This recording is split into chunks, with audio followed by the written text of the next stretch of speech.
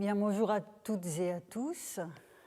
La semaine dernière, ouvrant mon investigation sur le lexique grec de la sacralité, j'ai mentionné la palinodie de Jean Rudart entre sa thèse de 1958 et la réédition de l'ouvrage dans les années 90, puis les opéra inedita de 2008. En 1958, il associait l'adjectif hieros à la puissance en tant que réalité indépendante des choses où elles se manifestaient et se concentraient, et qui était donc, dans cette première version, je dirais, de la réflexion de Rudart, indépendante des dieux eux-mêmes. En 1992, il estimait avoir commis une erreur à cet égard, sans vraiment s'en expliquer dans l'espace restreint d'une préface, puisqu'il s'agissait de la préface à la réédition de son ouvrage. Heureusement, un chapitre inédit d'un essai inachevé sur la religion grecque venait donner corps à cette allusion et la préciser. En bref, les dieux s'étaient interposés entre les choses sacrées et une puissance générique dont Rudart réfutait désormais le caractère trop abstrait. Nous avons approché ce qu'il en était des relations entre la sacralité et les dieux au cours des deux leçons précédentes. Jusqu'ici, je n'ai pas évoqué l'étymologie du terme, donc hieros toujours, comme vous le voyez dans le titre de la leçon. Même si je ne considère pas qu'une telle information, donc l'étude de l'étymologie scientifique, soit un passage obligé et que, étant donné, même si je favorise généralement les usages d'un mot, voire les parétymologies élaborées par ceux qui l'emploient, l'approche étymologique de hieros donne à penser, et c'est une vertu précieuse. Si je prends le temps de ce détour, c'est qu'il engage quelques emplois homériques de hieros dont je n'ai pas encore parlé jusqu'ici. Voyons d'abord un passage du chant 16 de l'Iliade, quand Patrocle, revêtu des armes d'Achille, fait un carnage dans le camp troyen. Donc c'est le moment où Achille est toujours retiré du combat, mais où Patrocle, lui, va aller soutenir ses compagnons d'armes. Et voici ce que décrit Homère en ce chant 16, au vers 406-409. Il parle de Patrocle, le tira au bout de sa lance, à savoir son adversaire troyen, par-dessus la rampe du char, comme un homme assis sur un rocher avancé, sort de la mer un poisson hieros, avec le fil et le bronze étincelant. Ce poisson hieros a suscité une grande perplexité parmi les interprètes du passage. Deux types d'explications ont généralement été avancées. La première voie consistait à faire de cette qualification une référence au statut sacrificiel de l'animal et à le ramener ainsi dans le champ sémantique de la propriété divine. La seconde voie consistait à se fonder sur l'étymologie pour conclure que les emplois homériques, dont ceux que nous avons vus les semaines précédentes, la semaine passée, conclure donc que les emplois homériques reflétaient en fait deux mots différents, d'origine différente. En général, quand on ne s'en sort pas dans une explication, on essaye de trouver une issue en concevant des origines différentes. C'est également ainsi qu'ont été compris les emplois formulaires de hieros, qui s'insèrent dans l'évocation de Télémaque et du roi Alkinoos dans l'Odyssée. Ce sont des expressions bien connues, hierē is Télémakoio ou hieron menos Alkinoio, et souvent traduit pour le premier par sa sainte force Télémaque dans les traductions un peu traditionnelles de l'Odyssée, donc expression qui arrive en fin de vers, ou le fort et vigoureux Télémaque ou le jeune vigoureux, puisque is désigne la force. Quant à hieron menos alkinoio, lui aussi en fin de vers, avec une variante hieron menos antinoio, donc antinos et plus alkinos, au chant 18. Donc à nouveau le fort alkinos, le vaillant alkinos. Alors menos Difficile à traduire, étant l'une des expressions de la vitalité au sens large. On reverra le terme dans un passage ultérieur. Quant aux lexicographes anciens, ils avaient réglé le problème, en tout cas du poisson hieros, en affirmant que chez les anciens, comprenez les poètes comme Homère, hieros était synonyme de grand, de mégas. Le poisson hieros de l'Iliade était donc un grand poisson. On voit à l'écran deux gloses d'Hésychius à cet égard, qui rabat en fait hieros sur mégas, et plus précisément le lictus hieros en tant qu'un grand poisson. Donc, mais on retrouve mégas. Et la Souda aussi, qui définit hieros comme étant un synonyme de teios ou de mégas. Donc, on voit que les lexicographes plus récents ont essayé de s'en sortir en attribuant ce sens à l'adjectif. Alors, je vais m'arrêter un moment sur ces questions qui vont, avec toute la prudence nécessaire, nous ramener à la notion de puissance. Que dit l'étymologie, puisque je vous ai annoncé un détour par cette voie. Le très grand savant qu'était Jacques Duchesne-Guillemin a publié dans les années 1930 un bref article qui reste sans conteste l'analyse étymologique la plus claire et la plus pertinente sur hieros. Vous voyez ici le grec hieros, le sanskrit shira, dans l'annuaire de l'Institut de philologie et d'histoire orientale et slave, et c'est en fait le premier tome des mélanges Boissac. Alors, je résume à grands traits les acquis de cette étude de Duchesne-Guillemin. D'un point de vue formel, selon lui, le mot grec hieros est à rapprocher du sanskrit shira, qui a le sens de fort, vigoureux, puissant, que l'on a, dès avant l'étude de Duchesne-Guillemin d'ailleurs, distingué de l'adjectif hieros, traduit par sacré, et dont l'étymologie serait à chercher ailleurs. Ce sont les deux voies que j'évoquais il y a un instant.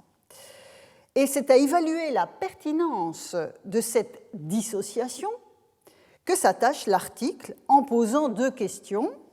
Première question posée par Jacques Duchesne-Guillemin, le sens du sanskrit ishira est-il assuré?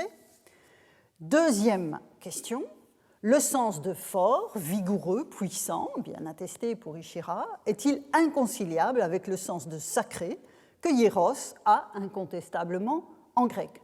En clair, ces deux questions se ramènent à une seule. Faut-il concevoir deux origines différentes pour le terme ou n'a-t-on affaire qu'à un seul et même mot? Pour répondre à la deuxième question, c'est-à-dire celle de savoir si le sens de fort et vigoureux est inconciliable avec le sens de sacré, pour répondre donc à cette deuxième question, Jacques Duchesne-Guillemin produit d'intéressants parallèles en vieux slave, en avestique, dans les langues germaniques. Et je n'évoquerai que ces dernières, par facilité, les langues germaniques, dans la mesure où l'on y trouve le terme heil, qui signifie originellement intact, entier, sous forme adjectivale, et aussi santé, bonheur, sous forme de substantif. Et si je prends plus précisément cette racine dans les langues germaniques, c'est évidemment parce que nous avons parlé lors de la troisième leçon, quand j'évoquais l'ouvrage de Rudolf Otto, souvenez-vous du titre, c'était Das Heilige, et on voit bien que c'est cette racine qui est en cause. Dès lors, conclut Jacques Duchesne-Guillemin sur ce point, et je le cite, il n'y a aucune nécessité sémantique à poser deux hieros différents. Si l'on trouve à ce mot les deux sens de fort et de sacré, il peut n'y avoir là qu'un fait banal de polysémie, puisque justement les mots de la racine de heil dans les langues germaniques possèdent ces deux dimensions. Voilà, il n'y a pas de raison de ne pas rabattre en fait ce constat sur hieros en grec. Quant à la première question sur le sens d'ishira, elle est plus complexe, car, nous dit Jacques Duchesne-Guillemin, puisque je ne suis pas sanskritisante évidemment, donc je le suis vraiment très scrupuleusement sur ce point, le sens ne se révèle pas immédiatement à l'interprète. Il s'agit de l'un de ces cas peu favorables, dit-il, où l'on ne peut faire appel à la signification pour établir l'étymologie, mais où une hypothèse étymologique contribue à la compréhension de passages du texte védique, de passage du texte védique au grec, mais texte védique où les emplois du mot ne sont pas forcément limpides.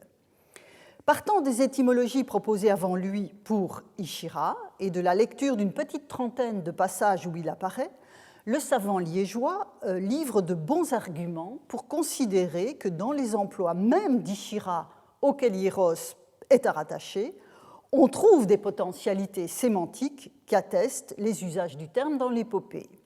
Ainsi, dans les passages qu'il évoque, d'une part, on trouve l'impétuosité des mouvements, leur rapidité, mais aussi la puissance d'une voix ou l'éclat de la lumière.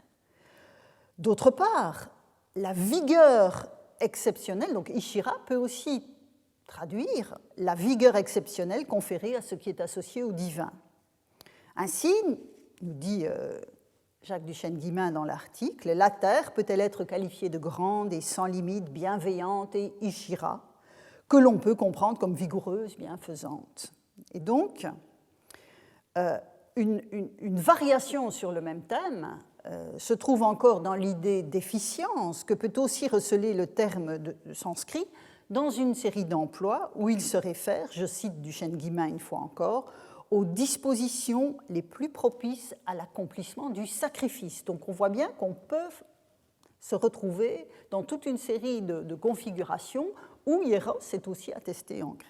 Et il conclut, je le cite, « En somme, dans plus de la moitié des passages où est attesté Ishira, il présente des significations qui, quoique difficiles à déterminer d'une manière objective, ne peuvent cependant passer pour totalement étrangères aux diverses acceptions qui ont évolué dans d'autres langues, et peut-être en grec, vers la notion de sacré. » Dès lors, le poisson de l'Iliade, qui sort de l'eau en se débattant vigoureusement pour échapper à l'hameçon, fait montre d'une vigueur exceptionnelle, et c'est ce qu'indiquent aussi les formules stéréotypées que je viens d'évoquer devant vous, qui évoquent la vigueur, la jeune vigueur de Télémaque et la force vitale des protagonistes, dont le ménos est ainsi qualifié. Si l'on suit Duchesne-Guillemin, ce que je fais volontiers, vous l'aurez compris, il ne s'agit pas de mots différents, mais d'une polysémie dont l'épopée a clairement conservé la trace. Afin de tirer toutes les conséquences de ce constat, pour la conception même de la sacralité induite par l'adjectif hieros, voyons comment il s'applique au sein même du monde des dieux dessiné par les poètes, et c'est ce que j'avais annoncé la fois dernière. Donc, vous voyez, passage par l'étymologie, où on voit se mêler étroitement, et c'est pour ça que ce passage, ce détour était intéressant, les notions de puissance, de vigueur, de manifestation de cette puissance, et puis cette notion de sacralité, de hieros, rapport au Dieu. Nous allons donc aller maintenant dans le monde des dieux, dépeint par Homère et Hésiode, afin de voir comment s'articule l'adjectif aux différentes situations où les dieux sont en scène. Alors, plusieurs usages de l'adjectif dans la théogonie méritent qu'on s'y arrête.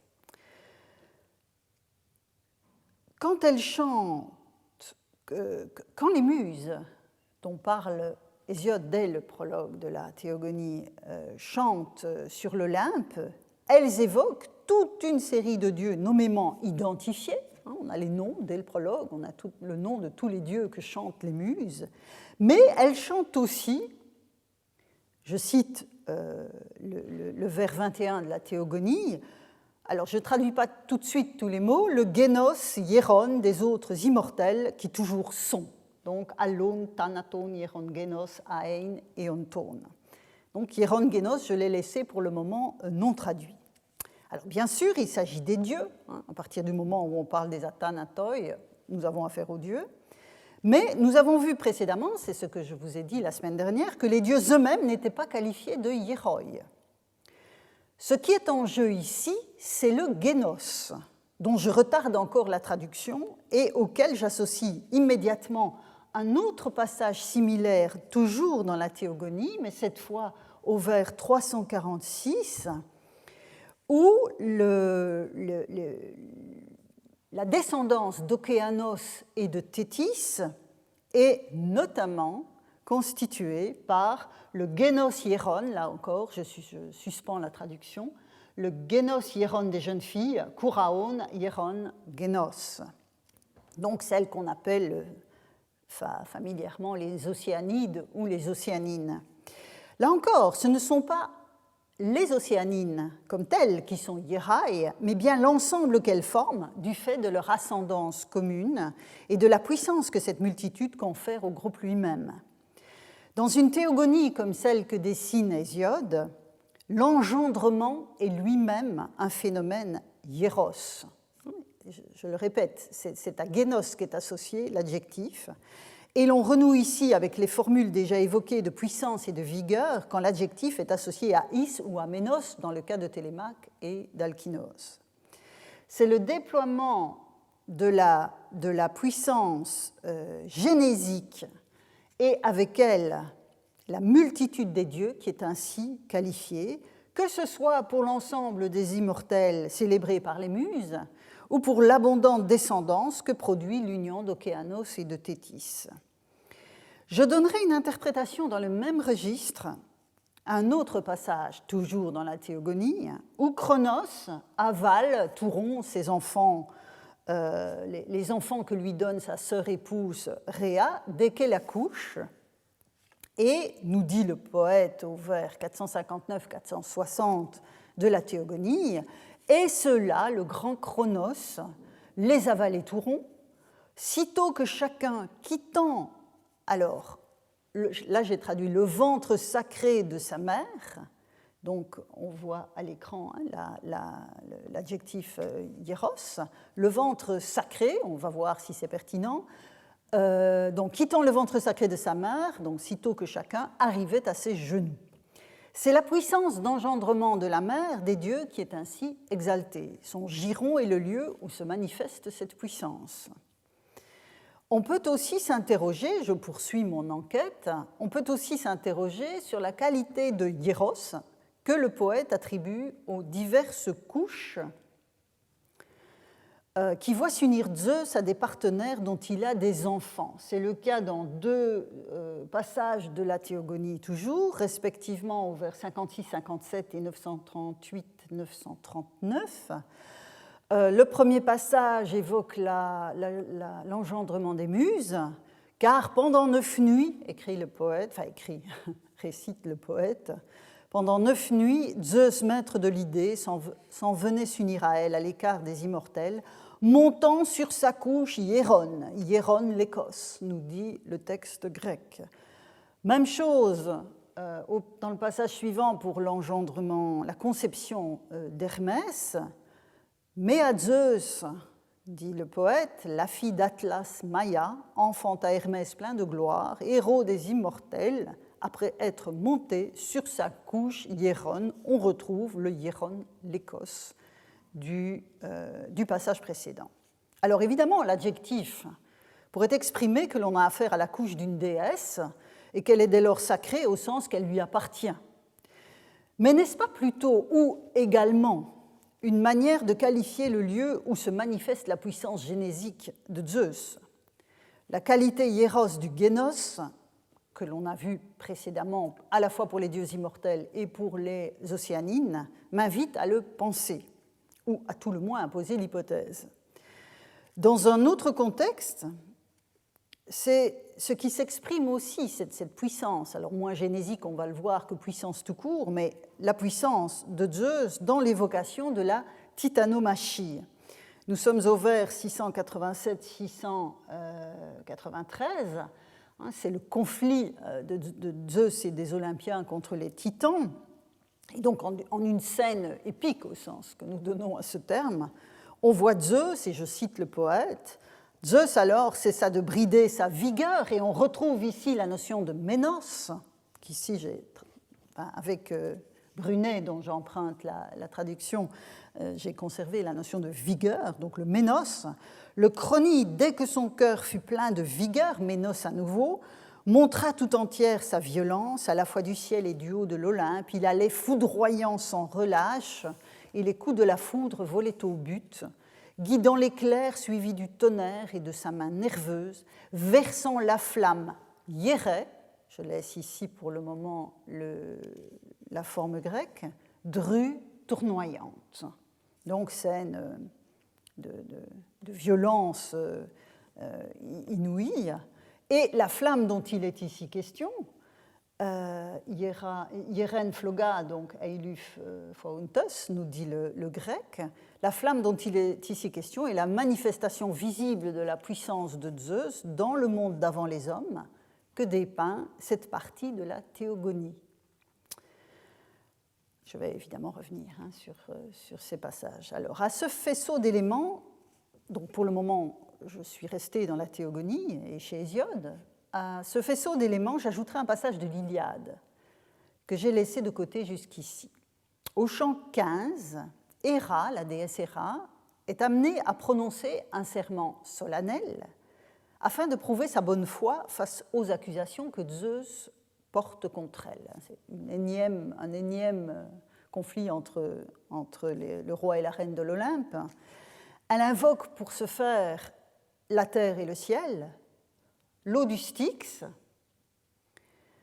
la tête Hiéra de Zeus et leur couche nuptiale, je lis la traduction, qu'ici m'en soit témoin, et la terre et le vaste ciel sur nos têtes, et les ondes du Styx dans leur chute, le plus grand, le plus terrible des serments pour les dieux bienheureux. Le serment par le Styx, c'était celui qui contraignait les dieux.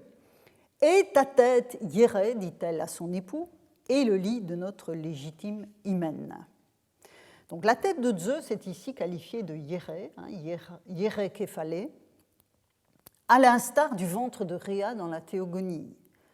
La tête Hiéra du dieu est le siège d'un aspect remarquable de sa puissance, à savoir sa boulet, sa volonté, que la déesse Héra a précisément mise à l'épreuve juste avant, en le séduisant pour l'endormir et laisser libre cours à l'appui que Poséidon accordait alors aux Achéens sur le champ de bataille contre l'injonction de Zeus lui-même.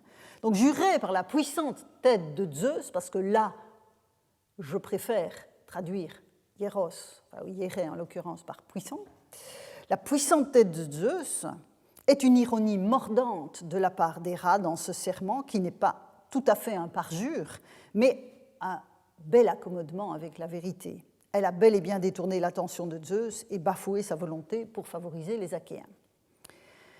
Dès lors, dans le monde des dieux tel que le dessine Hésiode, je reviens à Hésiode avant de repartir vers l'Iliade, dans le monde des dieux tel que le dessine Hésiode, la flamme répandue par le dieu, par Zeus, est la manifestation visible de sa puissance que le contexte spécifique d'un conflit cosmique rend particulièrement violente. Dans l'Iliade, cette tête Hiéré, par laquelle Héra jure de sa bonne foi, est le lieu de la puissance du dieu. Mais un autre attribut du dieu, dans l'Iliade toujours, donc je fais des va-et-vient entre les deux épopées, peut être lui aussi qualifié de hieros. Il s'agit des plateaux de la balance qui signifie l'équilibre entre les biens et les maux destinés aux mortels.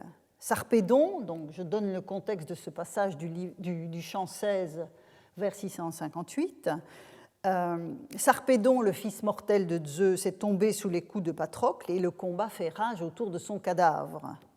Les Troyens refluent finalement et Hector reconnaît dans ce repli le résultat d'une décision divine. Et c'est pour ça que le poète exprime, car il reconnut les balances Hiéra, Hiéra Talenta, les balances sacrées, on va dire en première approche, de Zeus. Les plateaux de la balance divine par lesquels Zeus scelle le destin des mortels, alors encore une fois, on pourrait dire que c'est simplement parce que ça lui appartient, comme je l'ai dit pour le Lécos tout à l'heure, pour la couche, mais fondamentalement, cette balance, ces talentas sont le symbole de sa puissance de moiragetes, de conducteur des parts allouées aux hommes, dans le délicat équilibre des biens et des maux dont je vous ai souvent parlé quand nous avons réfléchi ensemble à la question du daimon. Les hiera talenta ne sont pas un signe moindre de sa puissance que ne l'est la flamme de son foudre, puisque ce n'est rien moins que la destinée des humains qui est alors en jeu. Alors, si j'ai réuni ces occurrences de la théogonie en leur adjoignant le serment d'Héra et la balance de Zeus dans l'Iliade, c'est qu'elle place toute la qualité de Hieros dans la sphère divine, conduisant les interprètes que nous sommes à nuancer quelque peu et donc à enrichir la vision de ce qui est Hieros parmi les hommes qui nous a d'abord retenus, en l'occurrence la semaine dernière.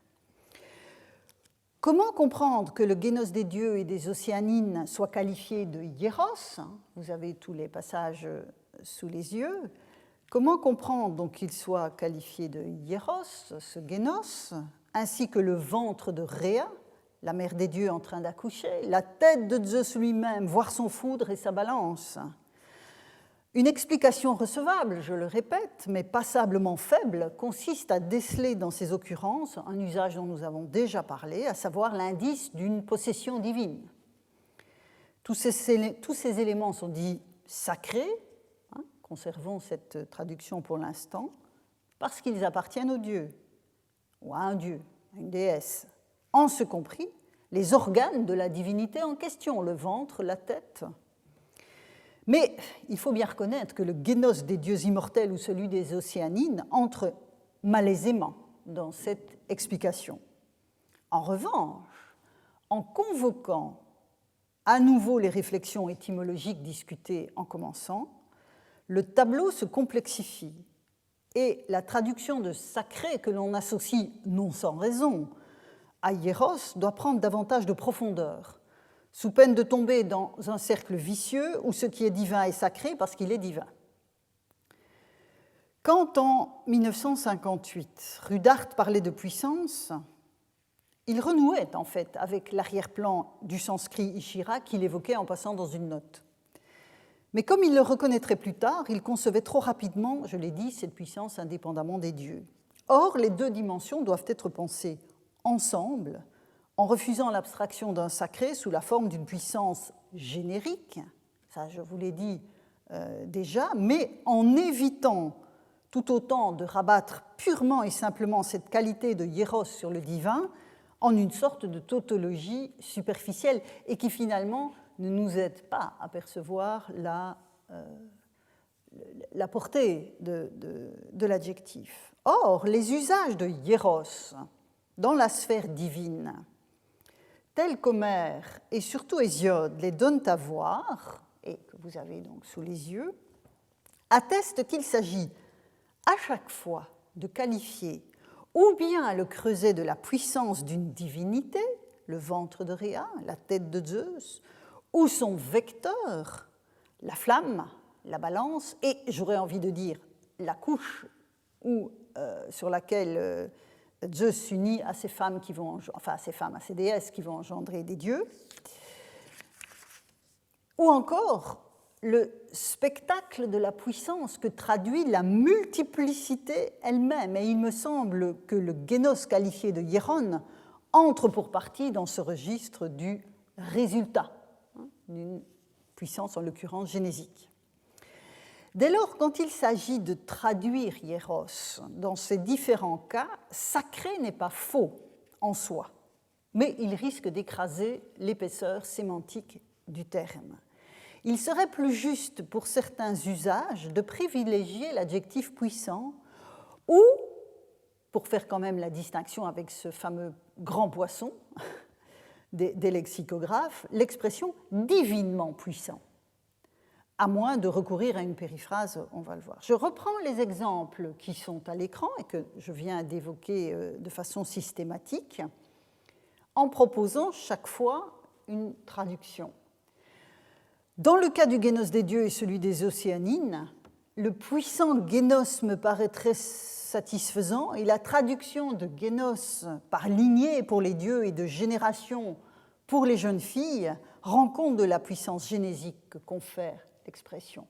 La puissante lignée des immortels et la puissante génération des jeunes filles sont sans doute plus correctes sur le plan de la résonance de l'adjectif que la simple mention de la sacralité de la chose, qui ne veut finalement pas dire grand-chose dans le cadre de la théogonie. Quant au ventre de Rhéa et la tête de Zeus, je pense qu'on peut traduire l'expression du vers 460 de la Théogonie, donc qui parle de ce ventre de Rhea d'où sortent les enfants que Cronos avale, le ventre où réside la puissance maternelle, plutôt que le ventre sacré de la mère.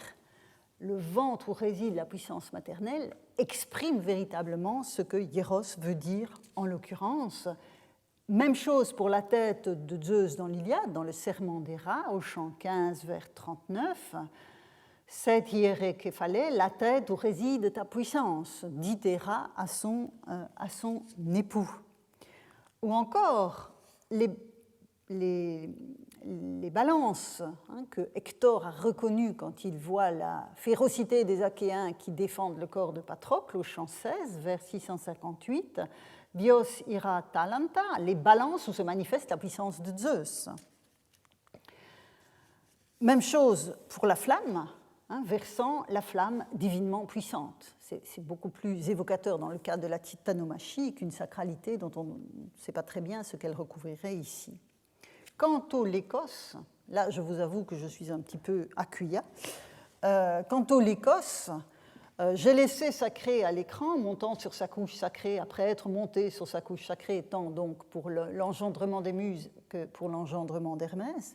Mais c'est là où j'aurais envie d'une périphrase, de recourir à une périphrase, mais bon, voilà, c'est plus une interprétation qu'une traduction. C'est le lékos, la couche où se manifeste la puissance génésique du Dieu, fondamentalement.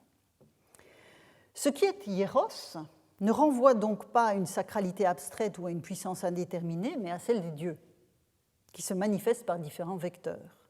Et si l'on vient d'en voir la traduction dans leur monde, j'ai fait un crochet par toutes ces occurrences où la sacralité, enfin le caractère hieros s'exprime dans le monde des dieux lui-même, il nous faut à présent retourner dans le monde des hommes, dépeint par les poètes, tel que nous l'avons évoqué au cours des semaines précédentes. Dans ce registre, donc celui du monde des hommes, mais toujours dans un contexte poétique, la notion de possession divine est incontestable pour toute une série d'usages, allant des objets explicitement dits hieron ou hiera d'un dieu, au sanctuaire lui-même qui est hieron. C'est ce que nous avons vu la fois dernière. Toutefois, notre promenade dans la poésie archaïque et dans les méandres de l'histoire du mot en affine, me semble-t-il, la perception. Si un objet ou un lieu est hieros, c'est parce qu'il témoigne de la puissance d'action du Dieu. Un objet dédié et exposé en action de grâce dans un sanctuaire est le témoignage, fut-il très modeste, nous en avons vu quelques-uns particulièrement modestes la semaine dernière, il est le témoignage d'une action divine. Son statut hieros exprime certes la propriété, la possession du Dieu, la propriété à laquelle il a été intégré, la protection qui en découle, c'est une notion importante sur laquelle j'aurai l'occasion de revenir, mais aussi le fait qu'il porte en quelque sorte témoignage de la divinité sollicitée. Si on dépose un objet ou on suspend un objet dans un sanctuaire en action de grâce, c'est en quelque sorte la mémoire d'une intervention divine. Dans l'un et l'autre cas, donc la dédicace et le sanctuaire circonscrits par la main des hommes, on parlera évidemment à bon escient de consécration. Mais tout élément potentiellement qualifié de hieros dans le monde des hommes n'a pas nécessairement fait l'objet d'une consécration au sens plus ou moins institutionnel du terme, comme c'est le cas dans un sanctuaire reconnu. Ainsi, je reprends des passages que nous avons vus la fois dernière, les passages de l'Iliade où sont dits hieroi, le blé de Déméter, et l'air de battage où l'on sépare le grain de son enveloppe.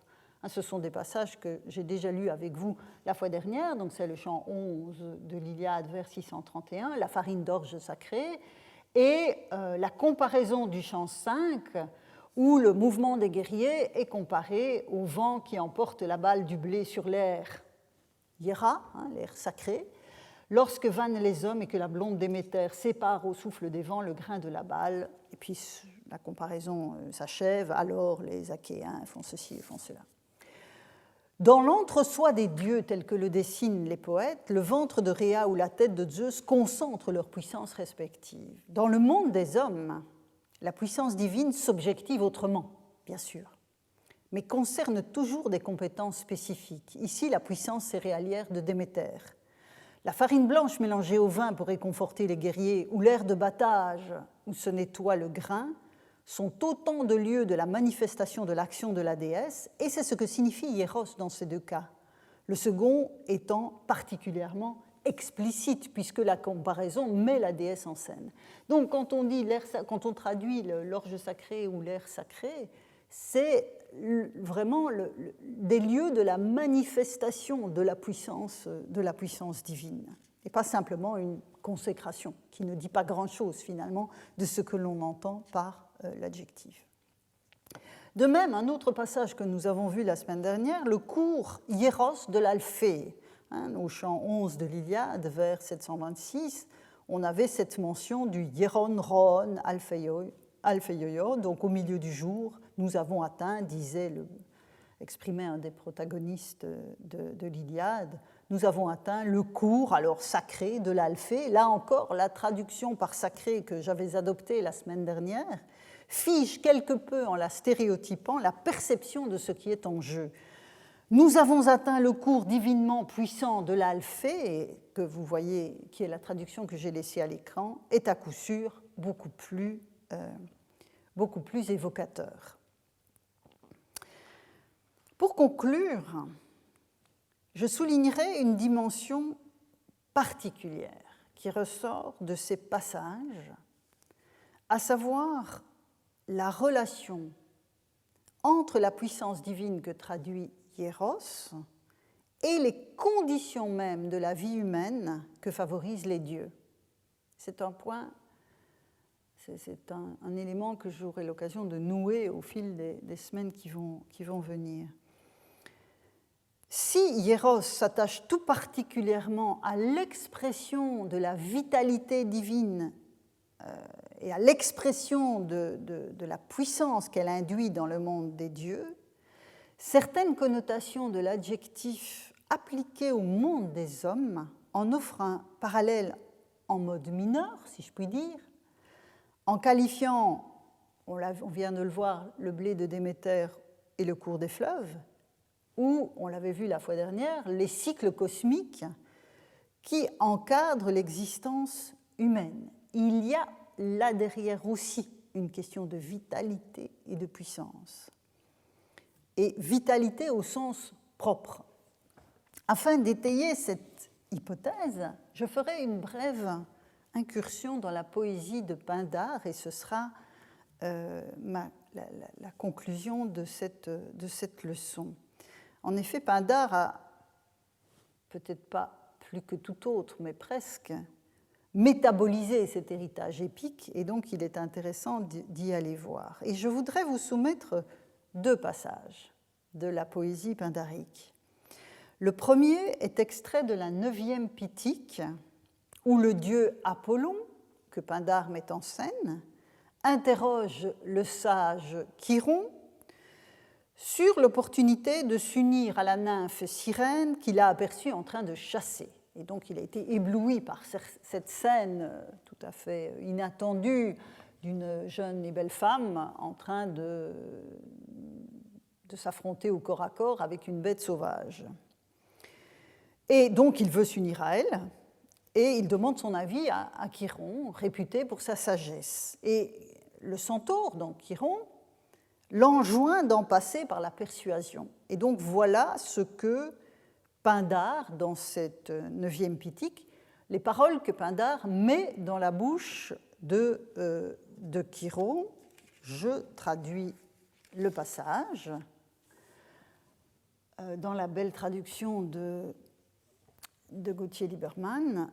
Cachées sont les clés avec lesquelles persuasion habile ouvre les saintes amours, et j'ai maintenu la traduction de Lieberman. Donc, cachées sont les clés avec lesquelles persuasion habile ouvre les saintes amours, Phébus, et chez les dieux aussi bien que chez les hommes, on a scrupule à obtenir au grand jour dès l'abord la douceur de la couche. Donc, vous voyez mis en évidence à l'écran en grâce, au vers 39 du poème, vous avez hieran philotaton, donc le génitif pluriel de philothèse, qualifié de hiera. Donc la philothèse hiera. Cette philothèse donc, dont il est ici question, et que Lieberman a traduit par saintes amours, c'est en fait l'union sexuelle qui est qualifiée donc de hiera dans le vers 39. Là encore, nous pourrions arrêter l'interprétation au constat qu'il s'agit des amours d'un dieu, donc c'est hieros parce qu'il y a du divin là derrière. Mais l'assimilation dans le texte, il faut y voir, je pense qu'il faut aller y regarder d'un peu plus près. L'assimilation à laquelle Chiron procède entre l'aidos, vous voyez ici le verbe qui est utilisé au vers 41, aideont, donc l'aidos, la retenue des dieux et celle des hommes, donc il procède, Chiron, à une assimilation entre l'aidos des dieux et celle des hommes en cette matière, et cela montre, à mon sens, que le propos est plus large, plus englobant, et la signification de l'adjectif, dès lors, plus complexe. Ce passage entre en résonance avec la question de la vitalité et des conditions même de l'existence qui s'expriment notamment dans la sacralité de la nourriture, comme on l'a vu précédemment avec les céréales de Déméter. Nous avons ici évidemment changé de registre, on est dans le registre de la sexualité avec Peito, la persuasion, donc Aphrodite et les aphrodisias en arrière-plan, et que la sexualité soit susceptible de recevoir ce même type de qualification n'a rien qui doive étonner quand on se rappelle que le tout début de la théogonie d'Hésiode, dont on a vu qu'il installait l'alternance des jours et des nuits, la fois dernière, on a parlé de cela, donc ce début de la théogonie fait juste avant cette alternance des jours et des nuits, fait naître le dieu Eros, qui, je cite le poète, nous sommes donc au vers 120-125 de la théogonie, de tous les dieux et de tous les humains, donc vous voyez à nouveau, dans ce cas-là, les dieux et les hommes sont joints dans un même ensemble, domptent au fond des poitrines l'esprit et le sage vouloir. En plus, dans ce passage de la théogonie, quand il est question de l'air lumineux et de l'air obscur dont nous avons parlé la fois dernière, on voit qu'ils naissent de l'union d'Éreb et d'Éther, et vous voyez que c'est la philothèse qui est à la manœuvre dans cette union entre les divinités. Et donc on voit ici cette vitalité, cet éros qui pousse à la philothèse, c'est une force cosmique, c'est la condition de la formation même du monde et de la seule forme d'immortalité à laquelle les humains peuvent prétendre, à savoir celle qui réside dans la génération. Et donc on voit à nouveau arriver cette notion de génération. Donc voilà pour le premier passage que je voulais convoquer dans l'œuvre de Pindare, où on voit donc Hieros s'appliquer à la philothèse. L'autre passage que je veux convoquer provient de la 4e Pitique, qui met en scène, un merveilleux poème, qui met en scène les aventures de Jason et des Argonautes. Et le passage qui m'intéresse, au vers 127-131, dépeint le moment où le jeune héros arrive dans le royaume dirigé par Pélias, le roi illégitime qui a ravi le pouvoir aux parents de Jason. Et Jason arrive près de ses familiers, sa famille le reconnaît, et Jason les retrouve dans le cadre d'un banquet. Et là encore, je cite la traduction de Lieberman, que j'ai légèrement modifiée. Au moment du banquet, nous dit le poète, Jason les reçut avec des paroles douces et accomplissant comme il faut les devoirs d'un hôte. Il déployait toute réjouissance, cueillant pendant 5 jours et 5 nuits continues la fleur sacrée, il y a hieron là derrière, la fleur sacrée du bien vivre, hieron euzoias automne. Donc c'est le vers 131 où on trouve cette expression hieron euzoias auton. Il me semble que ce passage ne requiert pas forcément de longs commentaires et conforte les tonalités vitalistes de certains usages de hieros, depuis le génos hieros des dieux immortels et des océanides, en passant par la fleur des céréales de Déméter, le puissant cours des fleuves qui fournit l'eau, et la philothèse hiera du passage où Apollon interroge Chirone. Donc ici, on a véritablement cette association entre le bien, ce que j'ai traduit, parce que ce n'était pas la traduction de Lieberman, par le bien vivre, euzoias, qui est ici au génitif, euzoias, hieron, euzoias, auton, la fleur du bien vivre, donc la quintessence de ce qui rend l'homme, ce qui donne une tonalité particulière à son existence. Et donc, à nouveau, cette tonalité vitaliste extrêmement puissante et profonde. Bien, je m'arrête ici pour aujourd'hui. La semaine prochaine, nous aborderons la dimension que je vais qualifier, pour faire bref, de sociopolitique du champ sémantique de hieros tel que l'évoque la poésie, puisque je n'en ai pas encore tout à fait terminé avec ce corpus. Merci pour votre attention.